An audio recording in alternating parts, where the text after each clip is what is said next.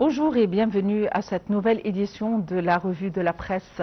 La Revue de la Presse avec ses différentes manchettes que nous explorons durant ces 15 minutes. À commencer par le quotidien L'Orient le Jour et une nouvelle tirée de ce quotidien avec comme titre « Trump annonce des frappes contre l'Iran sans vouloir une reprise de la guerre ». Les États-Unis vont frapper l'Iran cette nuit, a prévu mercredi le président Donald Trump, tout en assurant que les nouveaux affrontements meurtriers prendraient fin très rapidement et laissant la porte ouverte à la poursuite des tractations diplomatiques avec Téhéran. Le cessez-le-feu ne tient plus, a estimé le président américain, après des échanges de frappes qui fragilisent les efforts en vue d'une trêve durable, les deux médiateurs qataris et pakistanais appelant à l'instar de l'ONU à la désescalade. 8 militaires iraniens ont été tués à Bandar Abbas au sud et Boucheir au sud-ouest, a annoncé mercredi la télévision d'État, citant un communiqué militaire. Les médias ont signalé des explosions près du détroit et à Boucheir, au large de l'île de Kharg, principal terminal pétrolier du pays. En représailles, Téhéran a dit avoir frappé 85 installations sur des bases militaires américaines au Koweït et à Bahreïn. Ils ont frappé quelques navires et donc on les a frappés beaucoup plus fort, mais nous n'avons pas l'intention de continuer sur le long terme, a déclaré Donald Trump à l'issue d'un sommet de l'OTAN à Ankara. Je pense que ce qui se passe va prendre fin très rapidement, a ajouté le président américain qui avait auparavant annoncé que l'armée allait frapper fort l'Iran cette nuit. Très inquiétant. Très inquiet, le Qatar et le Pakistan ont appelé à respecter le protocole d'accord signé le 17 juin grâce à leur médiation et à œuvrer à la désescalade. Très inquiet, le secrétaire général de l'ONU, Antonio Guterres, a lui aussi appelé à la reprise des négociations. La rhétorique de Trump ne signifie pas nécessairement que le protocole d'accord s'est effondré, analyse Ali Vaïz du Centre de réflexion internationale Crisis Group, qui ne prévoit pas à ce stade un risque élevé de retour à une guerre totale.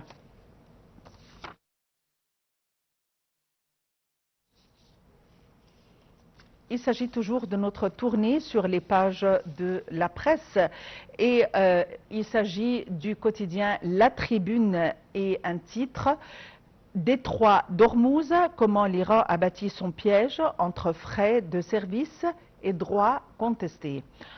Enregistrement des navires, contrôle des propriétaires, paiement en yuan ou en crypto-monnaie pouvant atteindre 1 million de dollars. 2 millions de dollars, Téhéran a mis en place un dispositif qu'il refuse d'appeler péage quand la convention de Montego Bay, ratifiée par 171 pays, garantit un droit de passage en transit sans entrave dans les détroits internationaux. L'Iran peut-il légalement faire payer un péage dans le détroit d'Ormuz? Le détroit d'Ormuz, par où passe environ 3% du pétrole mondial, est un détroit naturel, contrairement aux canaux artificiels de Suez et Panama. Pour nous donner plus d'éclaircissements, nous avons le plaisir d'avoir en ligne son Excellence, Monsieur l'ambassadeur Hessine Haridi, l'ancien ministre adjoint auprès des Affaires étrangères. Monsieur l'ambassadeur, bonjour et bienvenue avec nous. Bonjour madame, merci beaucoup. Monsieur l'ambassadeur, comment peut-on analyser la citation de Trump qui avise contre des frappes qu'il va mener à l'encontre de l'Iran sans toutefois reprendre la guerre? Comment peut-on comprendre cela? C'est une façon de négocier avec les Iraniens et envoyer un message clair à Téhéran que s'ils vont continuer à cibler les navires qui transitent le droit d'Ormuz, alors l'administration américaine est prête toujours à riposter. Et je pense que dans les jours qui viennent, ce scénario pourrait continuer jusqu'à que les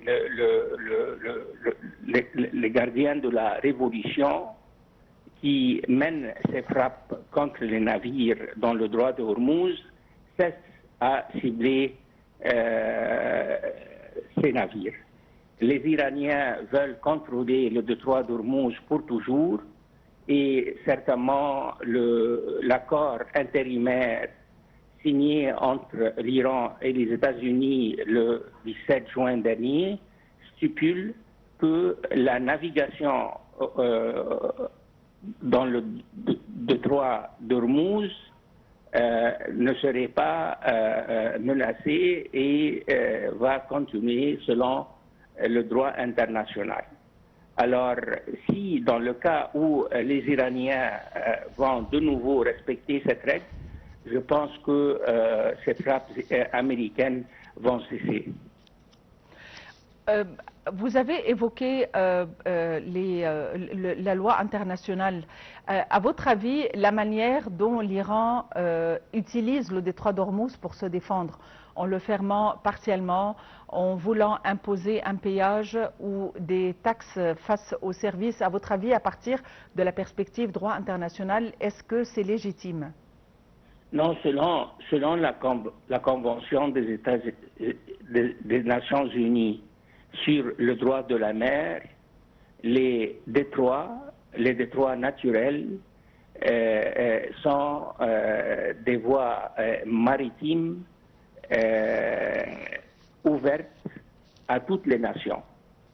Et cette convention-là, certainement, ne donne pas le droit à n'importe quel pays de contrôler le passage des navires dans ces détroits. Et certainement, le détroit d'Ormuz n'est pas le seul détroit qui concerne la communauté internationale.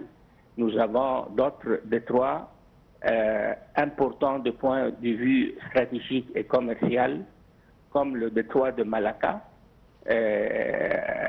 entre l'Indonésie et la Malaisie et Singapour aussi, et puis le détroit de Taïwan. Ce sont ces trois détroits,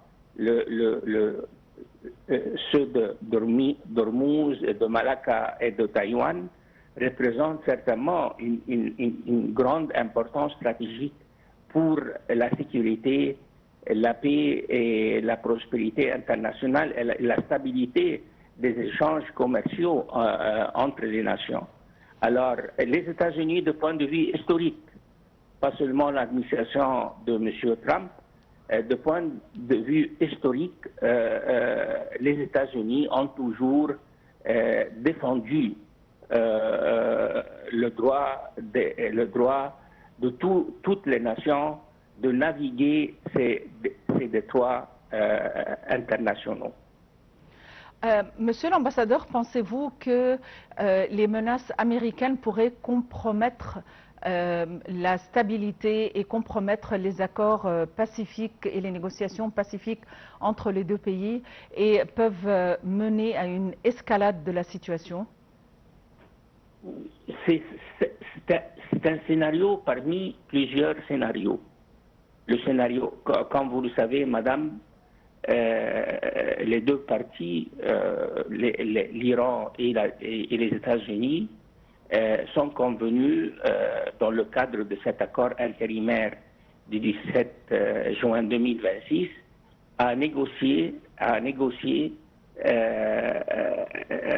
dans cette période dite des négociations et discussions à caractère technique, de négocier fin à cette guerre-là qui a éclaté le 28 février dernier. Alors, maintenant, actuellement, certainement, le scénario d'une reprise des opérations militaires avant le cessez-le-feu du 8 avril, c'est un scénario, mais il y a d'autres scénarios. Le deuxième scénario, ce qu'on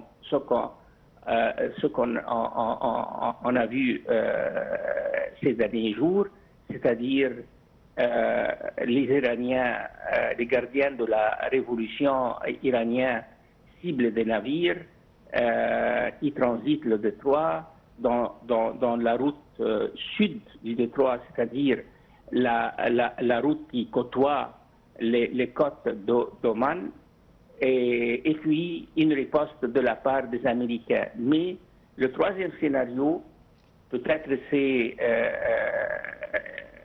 le plus probable, est que les deux pays, les deux parties voudraient parvenir à un accord pour mettre fin à la guerre. Alors nous avons, comme vous le savez, l'accord intérimaire signé le 17 juin dernier a une durée de 60 jours. Alors, jusqu'à le 17 août prochain, nous allons voir quel est le scénario le plus probable de point de vue les deux parties, de point de vue des intérêts américains et de point de vue des intérêts iraniens. Ceci dit, personnellement, je ne pense pas que ni l'administration américaine ni le gouvernement iranien veulent ou sont disposés à reprendre les opérations militaires. Excellence, Monsieur l'ambassadeur Hesen Haridi, vous êtes l'ancien ministre adjoint auprès des Affaires étrangères.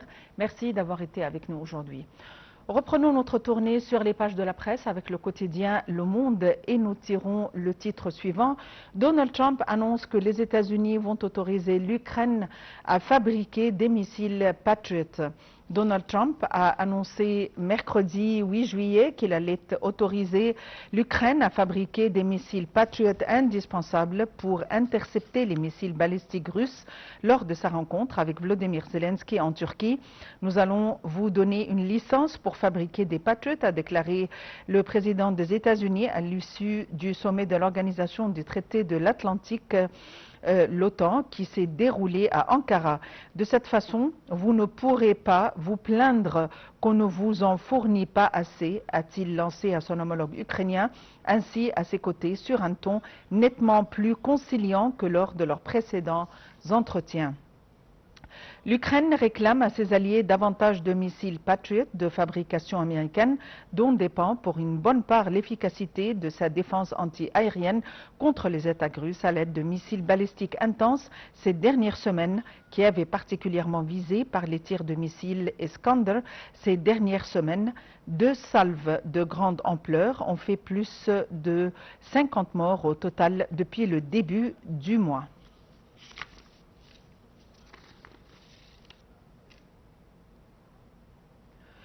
Passons au quotidien égyptien francophone, Le Progrès égyptien, et l'Égypte prend les rênes du forum du sommet mondial sur la société de l'information 2026 à Genève.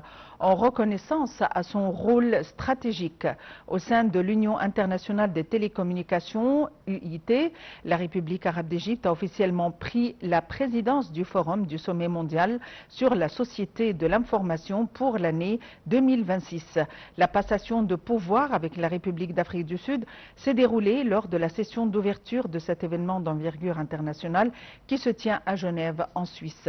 Cette édition 2026 revêt une importance particulière puisqu'elle est la première à se tenir après le bilan des 20 ans du SMSI, marquant le début d'une phase cruciale visant à traduire les orientations mondiales en actions concrètes à l'horizon 2030. Le ministre des Communications et des Technologies de l'Information, l'ingénieur Rafat Hendi, qui préside les travaux du forum, a ouvert la session en exprimant la fierté de l'Égypte de diriger cette plateforme unique de dialogue et de coopération numérique mondiale.